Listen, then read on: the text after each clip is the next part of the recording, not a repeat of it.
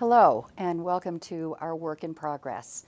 This is a new series of television shows on grassroots, and we appreciate grassroots being open to our doing this year. Again, we want to tell everyone in the community about our work in progress. And last time we spoke to the University of Colorado Department of Psychiatry about our long-standing relationship with the university and all the psychiatrists involved in that program and how much they've helped us here in our community. And the week before, we were looking at plans for the continuing care retirement community.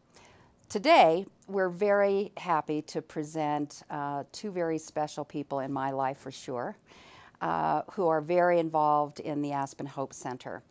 Before I introduce them, I want to tell a little bit about how the Aspen Valley Foundation got involved with psychiatry and mental health issues in our community.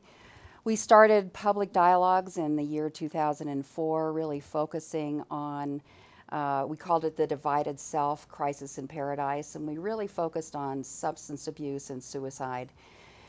We knew there was a problem. We had this community conversation, 350 people in the Jerome Ballroom, but we really didn't know how to address this issue. We knew we wanted to, but we didn't know how.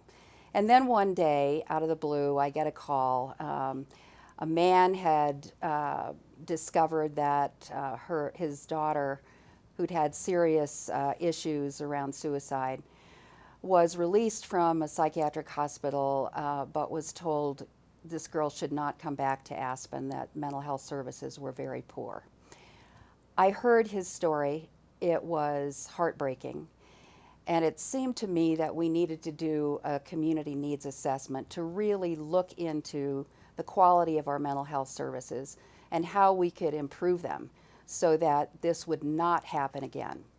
And so we engaged the Depression Center of the University of Colorado, which was an outgrowth of the Department of Psychiatry. They did a long study over a year and came up with 50 recommendations, of which we chose 3 that we felt we should really focus on.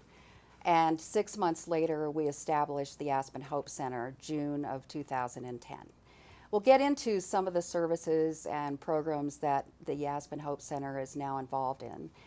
But first, let me introduce Sandy Iglehart, who is a very special person who has taken her suffering and tragedy with the loss of her daughter to suicide and has turned it into the most positive message in this community. And we have great respect for you, Sandy, what you have done in this community and what you've done for the Hope Center and for many other people. We thank you.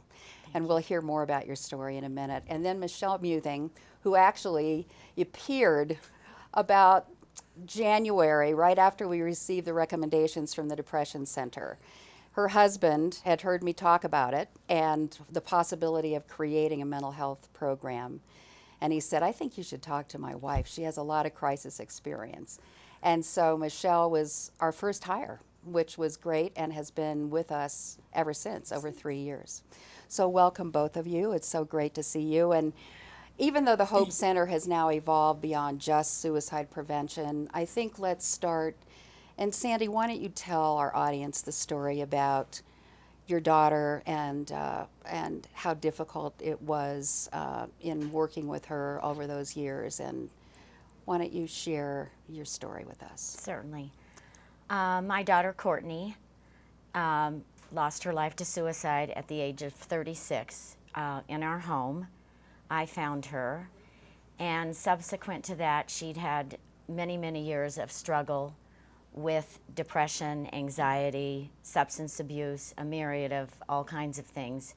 We had sought help over a number of years. She had gone to several recovery centers, and then she moved here and was up and down a long time, and I just felt that, looking back on it, alternatives, that there wasn't enough support in this community. I had some support, we reached out, but it was never the cohesiveness that I felt that we should have with the caliber of what this town can provide. We were failing in the mental health area. And I think I approached you in 2004. I was in terrible crisis then. I came to the Hotel Jerome on your Yes. first symposium, and it was a wonderful symposium, but as you and I have spoken about, it kind of stagnated after that. And I think the reason that it did stagnate was, this is my biggest, this is my opinion, is that there is such stigma and shame surrounding any kind of mental health issues. Yep. Not just suicide, but any kind of mental health issues. And I know my daughter Courtney cloaked herself in secrecy a lot because she was so ashamed, because she had these issues. She had several issues going on, and she self-medicated with substance abuse. She was on medication at times. She was diagnosed with bipolar. We never got a clear distinction on that. And as I look back, if she would have had something like the Hope Center, she would be in recovery now. This is my belief. And she would be helping people. I know that. So that is my cause, and never to, just to help people that are going through this, and to hopefully save families from what we experienced. So I'm just so proud of the work we are doing. So am I. It's actually such a wonderful thing. And Michelle, I know, you've been leading the charge here for a number of years, and let's talk about an example of what might have happened or what might happen when you all get a call that's a crisis call, when someone feels that either they're in trouble or their loved one is in trouble. Talk about the steps that go on at the Hope Center. They call the number 925-5858, and then what? Following along what you talked about with the gaps that were found, one of the things that research shows is wraparound services are what provide the best support and the best outcome for success. So when that was implemented, the phone number, albeit important, crucial to us was that it was answered by a licensed clinician who had an extensive background in crisis. It is one of those situations that you have to take very delicately, because you don't know where to go and what to do until you get the full story. So for instance, a call would come through, as many have, and if it had been someone such as Sandy saying, I have a friend in trouble, we'd ask many questions about how can we get this person in front of us, and up to and including saying, get them, bring them right over, we'll see them immediately. We oftentimes have family members or friends who are resistant, and they'll say they don't want help. And we may have 3, 4, 5 conversations a day for several days where we guide them through what to say and how to get that person in front of us. They'll call us back and say, I did what you said, what do I do next? So you're actually coaching people. Absolutely. Family members Coaching is about their huge. loved one. Yeah. Because confidentiality is such that I can't pick up the phone. I could never have called Courtney and said, your mom's really worried about you. Right. What can I do to help? Because of privacy, because of federal laws. However, there is next to nothing that we can't do for the loved ones who call.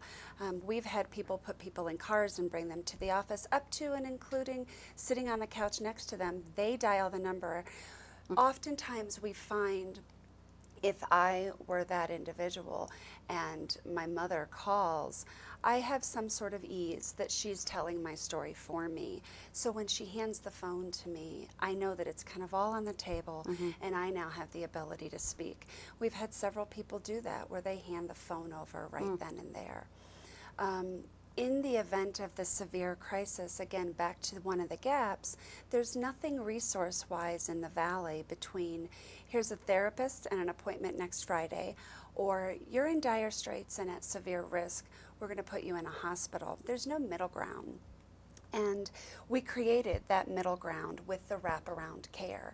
And in a large city, you have a big continuum of care that people can follow. Inpatient, they step down to partial hospitalization, where it's daily for many hours. They step down to an intensive outpatient several times a week. Because we don't have the volume of 6 people coming to the office 4 hours, 3 times a week, we implemented a virtual intensive outpatient program. And what that is if the person is deemed at severe risk to themselves, if they are deemed decompensating with psychosis from bipolar disorder or schizophrenia, any sort of risk that they are in, we put them in this program where they have the wraparound service of daily therapy with a community practitioner for an hour to an hour and a half a day. They meet with a Hope Center clinician every day for an hour to an hour and a half. We have our caseworker who meets with them. But above and beyond that, we do morning check-ins, we do evening check-ins, so they have that wraparound care where they don't fall through the cracks. And they're still in their home community. They're still in their home community. Yeah. They avoid the costly inpatient bills. We put a safety plan in place that is redone every single day. In the 3 years that we've been in existence, we've put 56 people through the VIOP program. All 56 have stabilized in their home with their friends, with their families, and are connected in the community. We have not lost any of them to suicide. And only 2 of them have been through the program twice. And if you knew their circumstances, you'd understand why. But that's probably one of our most successful programs because it addresses a severe need and it meets that need immediately. And again, the beauty of it is we're linking with community resources. We have a number of very fine local mental health practitioners in the Valley. Absolutely. I think when we started this program, you guys screened 30 plus people and now have sort of a stable of folks that have committed to actually be available to do a VIOP because they have to commit to 5 days, 7 days, 10 days, whatever the length is that your treatment plan calls for. But that's really engaging our community. So we're not trying to do all things for all people. We've engaged the community in these significant ways. I think that's one of the most wonderful things that the foundation chose to do when we opened was they chose to say, you said we could hire 3 therapists and do therapy under our own roof, but why do that when we have this plethora of practitioners, each with different experiences and skill sets and expertise? Why not feed the economy of the Valley, put people into the hands of people who are experienced in different areas and not confine them just to one building with 3 practitioners?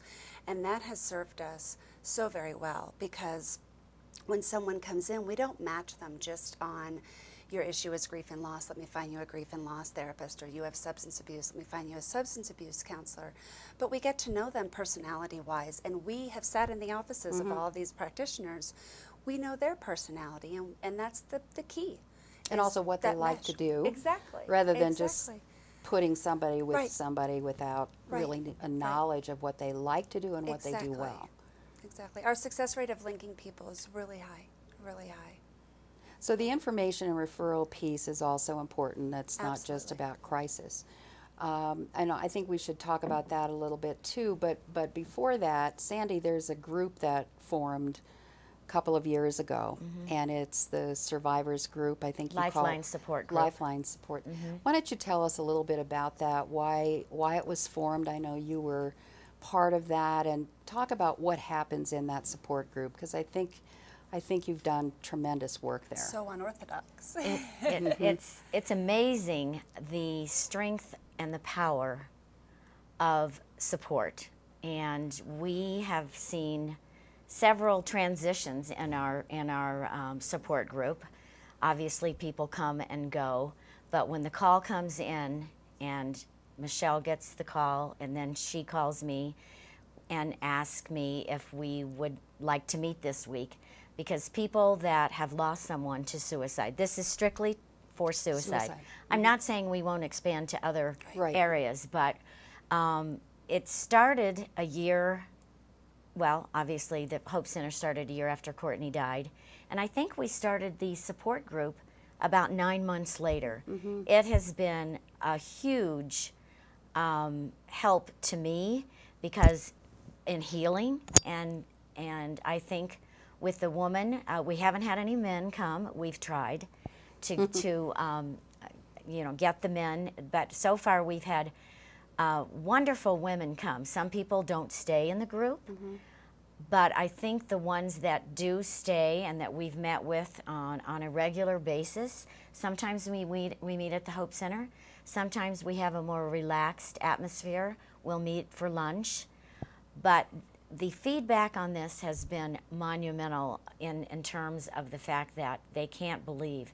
They said, if we didn't have this Lifeline group, we wouldn't have healed as we are healing. It's just such a help.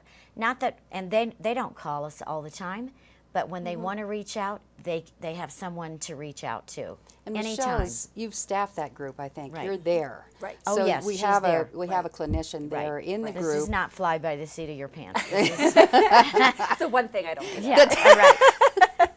Which Even though she keeps talking about that, it's really never Right. true, is And it? I am simply there as the clinician. Yeah. The women who have Right. experienced this, they run it. They're You every now and facilitate it, again. and exactly. And we interact, and the stories that we have heard are so very powerful, and the courage that these women have to share. I mean, for me, I'm a talker, and when you approached me 3 weeks after my daughter died, I was working as a volunteer at the hospital, and you approached me and asked me if I would speak out and start a dialogue. And I think that was the beginning of my healing process, because a lot of people have commented, I don't know how you did that. Well, I don't know how I could not have done it, because I feel so strongly and passionately that we as a community, we have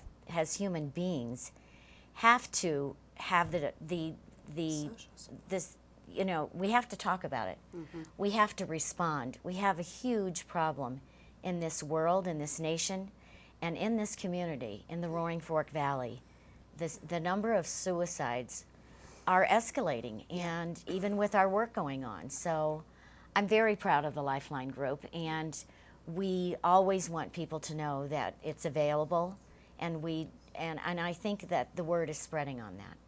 And it's different in the fact that we don't just meet one Tuesday a month or every other Friday. When the call comes in, like As a Sandy need- said, on need basis. the phone tree goes out, we mobilize. The last two groups that we've had, bringing in new people, we went to their house. We sat in their living rooms. After someone had lost After someone. someone had lost a loved Like one. 3 days, I remember one. Literally. It had only been 2 or 3 days. Maybe it was even the next morning. So we on one. mobilize as needed, which is the nature of the Hope Center. You know, we Right. get lots of calls.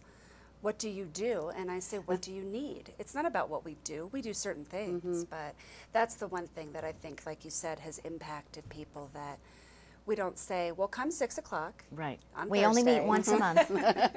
Yeah. Or This I'm is sorry a very that- unique group in how it takes place, It because does. we realize people need the help when they need the help, Right. not when Yes. our group decides to meet. Right. And I think that really is an exceptional contribution to the community, especially these days, for sure. Yeah.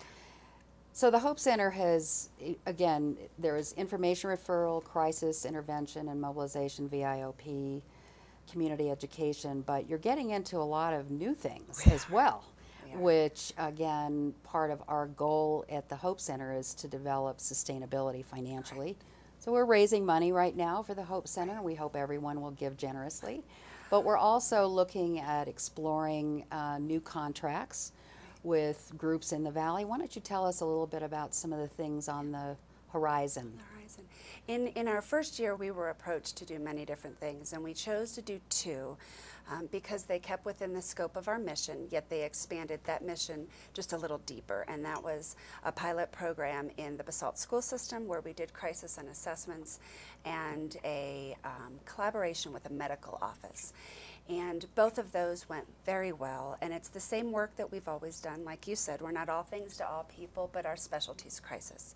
So from that, this past year, as much as we realize that we do crisis well, that's where our specialty lies, we have some clinicians who are very skilled at doing therapy as well in that crisis realm with those high-risk people or those issues that bring deep trauma.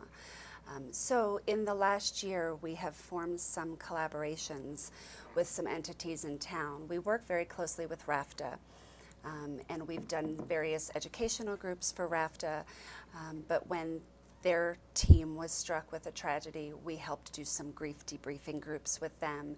From that came a contract to do their EAP, their Employee Assistance Counseling.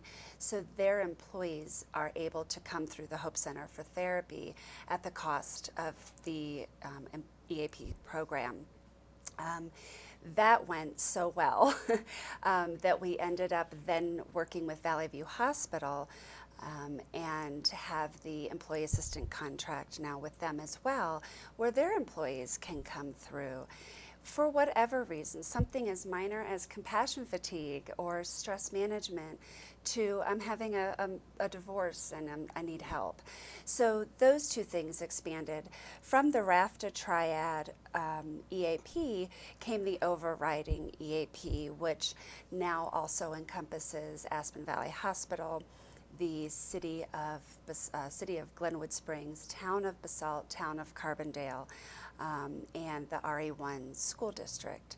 So our ability to take the expertise that we have in crisis, but also being able to do therapy around some of those crisis situations, we're now fortunate to be able to spread that to therapy where we can see people ongoing. And that's one of the things I think all of the clinicians enjoy doing the most is being able to see someone in crisis and follow up with them.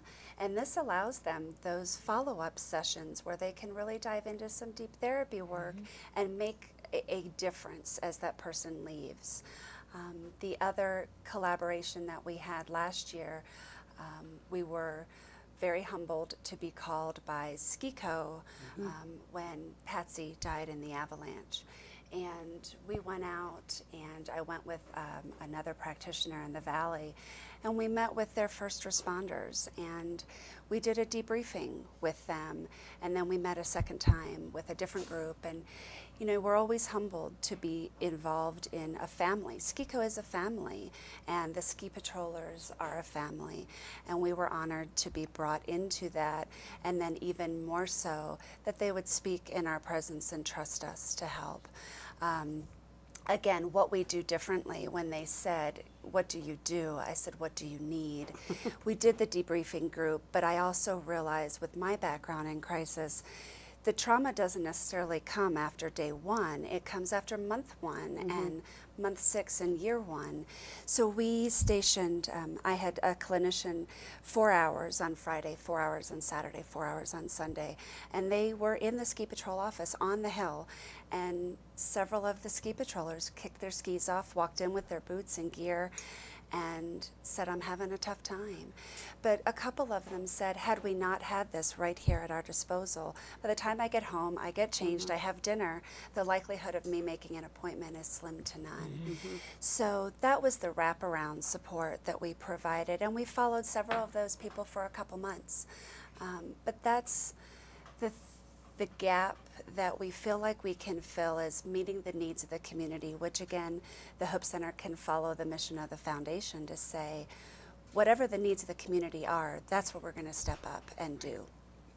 So. And I think that, you know, you've been working also, you did a debriefing with Mountain Rescue, I think, recently, and ski company also just about RAFTA, you know, their bus drivers are often the front line of a lot of people who are sort of either in some kind of crisis or substance abuse difficulty, or, you know, they're driving home, and so I think your work with them, I think you and Vince have done a lot of trainings with them. My hat is off to them. I don't know how they can always focus on the road yet know exactly what's taking place behind them. No, it's totally amazing, for sure. It is. So, it's been great.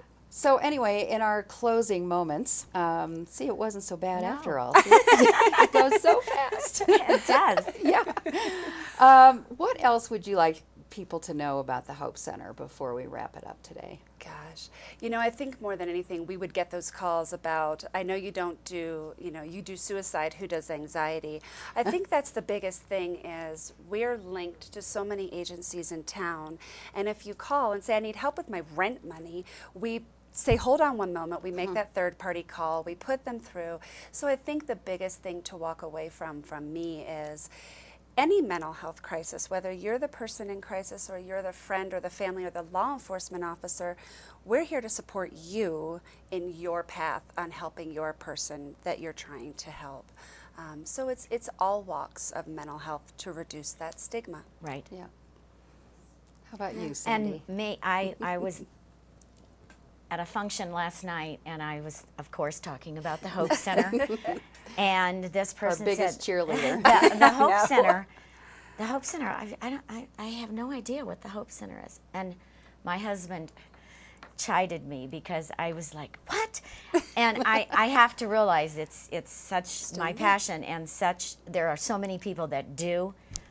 From now on, I mean, it's just broadening people's awareness and heightening their awareness to this wonderful center that we have now at our fingertips, and to, you know, to encourage people to make that phone call. That's what I just want everyone to know how blessed they are to have something like the Hope Center here. So that's. And I want to remind everybody about the number, which Yes. is 925-5858.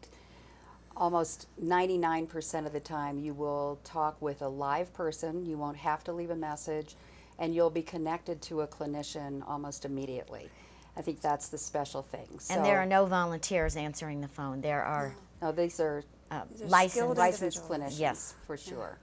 That So come from Michelle, near and far. That's true. Yes. So Michelle and Sandy, thank you so much for Thank joining you. us today. Thank and you. thank you for being here to listen to an in-depth review of the Aspen Hope Center. I'm Kris Marsh, and I hope to see you next week. Bye-bye.